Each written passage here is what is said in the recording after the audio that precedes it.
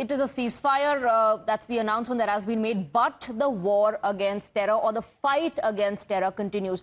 We are joined by Wing Commander Nikita, defense expert. We also have Dr. Shalini Chawla, Distinguished Fellow, Center for Air Power Studies. Good evening to both of you. Wing Commander Nikita, what is your assessment of the situation? Were you expecting this to happen anytime soon? Were you looking at from this perspective, point of view, that we could be discussing ceasefire? Thank you, Swati, for this question.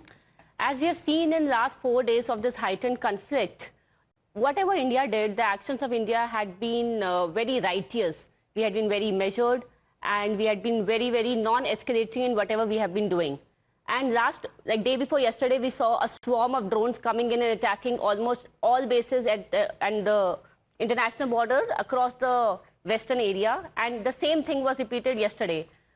Knowing the economic state, we know they were trying to saturate and exhaust us, but in turn, it was Pakistan that got exhausted. And we were wanting to, I had a hope in my heart that, yes, this day would come and would come soon, knowing that they are not nowhere close to us in capacity and capability. All right, let me go across to Dr. Shalini Chawla. But, you know, the condition is very clear, that the war or the fight against terror is going to continue. Yes, this is a ceasefire, but before that, before the announcement even happened, India made it absolutely clear that any act of terror in the future would be equal to an act of war, and it will be dealt with accordingly. So we are not compromising on that at all. So exactly, we have our guards on, and we have not gone back on any of the punitive measures.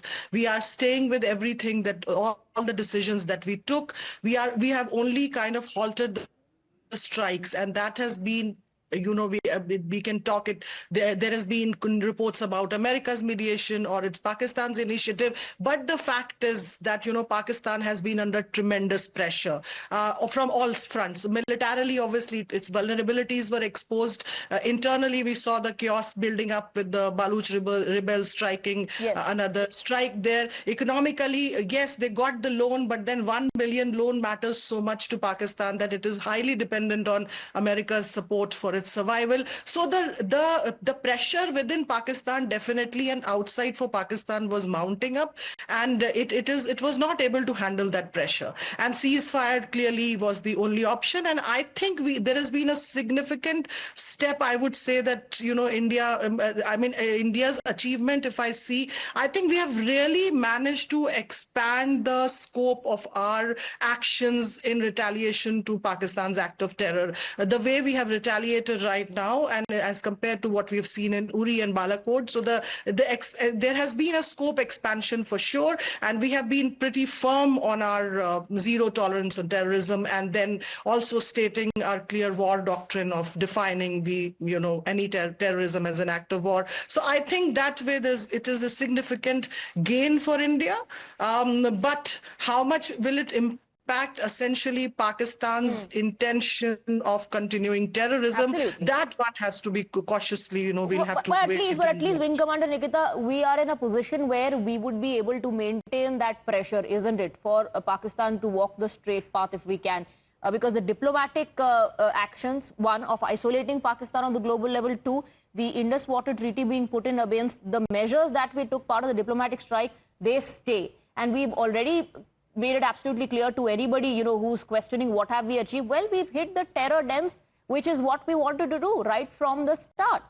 Right, Swati. In the last 2 days, the number of attacks that have been made on Pakistani air bases, we have definitely weakened their military arena. And by doing so, we have put them in a situation in which it will take them some time to come up. And although they have gotten that loan, they have gotten the funding, but the amount of debt that they are already in, it will take them a lot of time to bring them to a level where they can come and fight with India again. They know that we are on a very, very higher stance in the military installations that we have, our armed forces. It's much, much bigger and higher than what they have.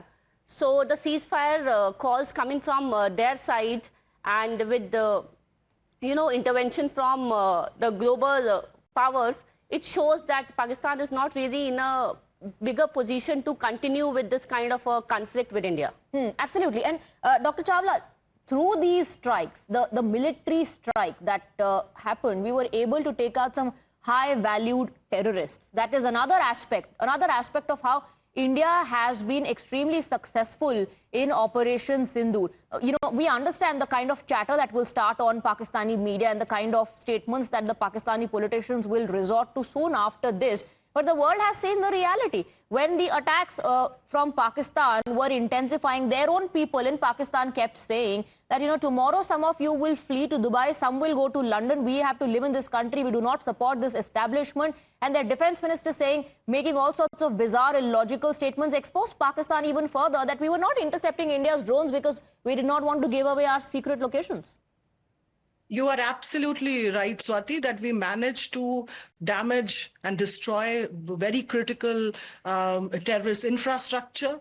Although we always see Pakistan as a jihad factory, and no matter how many terrorist structure you destroy, I think the biggest terrorist structure is the headquarters of the army there, from where all the funding and the strategies come in. So till Pakistan actually takes this firm resolve of changing its strategic calculus and not having terrorism as a state policy, these terror networks will keep coming. But irrespective of that, we managed to send a very, very strong messaging. And yes, there has been, this whole wave within Pakistan against the military. We have seen that, and that is what one of the factors for this Pahalgam attack has been contributing factor, has been, military's tarnished image in the country, and it wanted to kind of revive it. But certainly Asim Munir's this adventure misfired, and it will have a severe blowback. So certainly, yes, the Pakistan military, the elites there,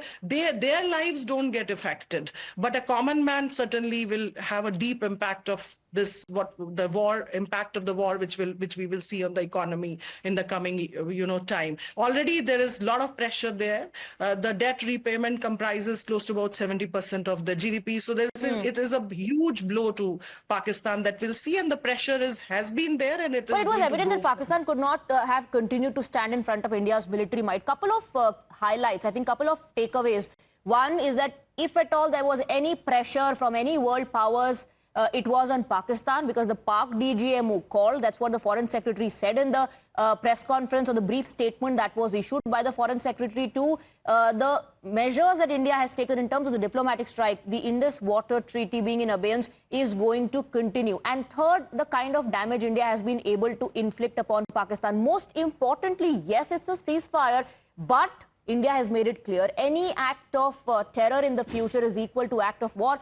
And our resolve remains the same, that the fight against terrorism, which is what the Prime Minister said on day one, that this is a fight against terrorism, not against any nation. That fight will continue. We're just taking a very short break. Wing Commander Nikita and Dr. Chawla, please stay on with us.